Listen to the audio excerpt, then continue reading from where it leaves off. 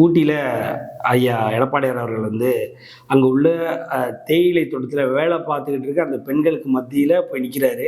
அந்த பெண்கள்லாம் உடனே அவங்க அந்த பறிச்சு வச்சிருக்க இலைகள் எடுத்துட்டு வர்றாங்க. வந்து என்ன பண்றாங்க அப்படின்னா, "ஐயா பாருங்கய்யா, இலைய நம்பி தான் இருக்கோம்" அப்படின்னு அந்த அம்மா சொல்லுது. அப்படின்ன உடனே அதுதான் அதுதான் இன்னைக்கு தமிழ்நாடே இலைய நம்பி தான் இருக்கு அப்படின்னு அந்த அம்மா சூசகமா அத சொல்லுது.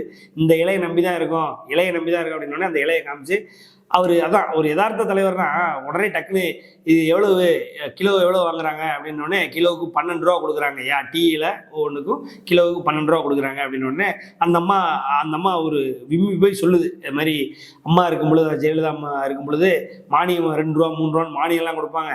இப்போ அதெல்லாம் எதுவும் கொடுக்கலையா, உங்களை நம்பியே தான் இருக்கோம், நீங்கள் தான் அடுத்த தடவை கண்டிப்பாக வருவீங்க, ஏன்னா ஆளுங்கட்சி ஒன்றும் சரியில்லை, நீங்கள் அடுத்த தடவை வரும்பொழுது நாங்கள் கண்டிப்பாக உங்களை நம்பி இருக்கோம், நிறைய மானியம் தருவீங்க நாங்கள் எதிர்பார்க்குறோம் அப்படின்னோடனே இதுதான். அதாவது நீங்கள் ஒரு வித்தியாசம் என்னன்னா, இப்படி தான் 2021 ஆட்சி அப்படிங்கிறதுக்கு முன்னாடி ஒவ்வொரு கிராமமாக போய் ஸ்டாலின் என்னன்னா ஒரு பெட்டி ஒன்று வச்சுட்டு இந்த பெட்டியில் மனுவை போடுங்க, நான் ஆட்சிக்கு வந்தோடனே இந்த மனுவை திறக்கிறேன், இந்த திறந்து உள்ளே இருக்கிற மனு எல்லாத்தையும் நான் நிறைவேற்றி கொடுக்குறேன் அப்படின்னு சொல்லி ஒரு பெட்டியை கொண்டு போய் வச்சுட்டார்.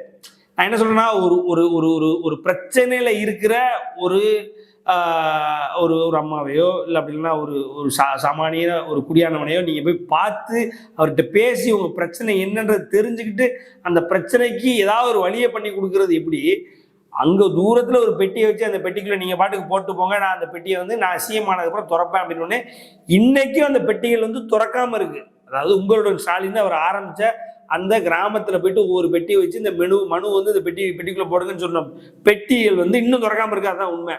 ஆனால் இவர் வந்து மக்களை போய் சந்திக்கிறாரு எடப்பாடியார் அவர்கள், மக்களை வந்து மக்கள் பிரச்சனை என்னன்னு உடனே அதற்கு ஏதாவது தீர்வு கொடுக்க முடியுமா என்னன்றது பார்த்துட்டு இருக்காரு, அதுதான் உண்மை. ஏறக்குறைய இப்போ மக்கள் இருக்கிற அந்த ஜோஷை பார்த்தா இந்த இலையை தான் நாங்கள் நம்பி இருக்கேன்னு அந்த அம்மா சொல்லும் பொழுது இந்த இலையை தான் இன்னைக்கு மக்கள், இரட்டை இலை தான் இன்னைக்கு மக்கள், தமிழக மக்களே நம்பி இருக்காங்கன்றதுல எந்த ஒரு மாற்று கருத்தும் இல்லை. அதே மாதிரி ஐயா எடப்பாடியார் அவர்கள் பார்த்தீங்க அப்படின்னா இன்று இல்லை, அவர் ஏறக்குறைய 74ல் சிலுவம்பாளையத்தில் கிளைச்சாளர் ஆன அந்த நிமிஷத்துலேருந்து ஏறக்குறைய 50 வருடங்கள் அவருடைய இந்த அரசியல் பணி இந்த 50 வருடங்களில் எப்பவுமே என்னைக்குமே அவர் சாதாரண கிளைச்செயலாளர் இருக்கும் பொழுதும் சரி, சிஎம்ஆ இருக்கும் பொழுதும் இன்னைக்கு எதிர்கட்சி செயலாளர் இருக்கும் பொழுதும் சரி, எப்பயுமே எளிய மக்கள் அவரை ஈஸியாக சந்திச்சிடலாம். எளிய மக்கள் சந்திக்கக்கூடிய யதார்த்த தலைவராக இன்று எடப்பாடி அவர்கள் இருக்கிறார், அதில் எந்த மாற்று கருத்தும் இல்லை. இது அவரை போன்ற யதார்த்த தலைவர்கள் வந்து இன்னைக்கு அரசியலுக்கு இருக்கிறதே நமக்கு வந்து ஒரு பெருமை, அவரை சிஎம் ஆக்கி பார்க்கறது நம்ம எல்லாருக்கும் ஒரு அருமை.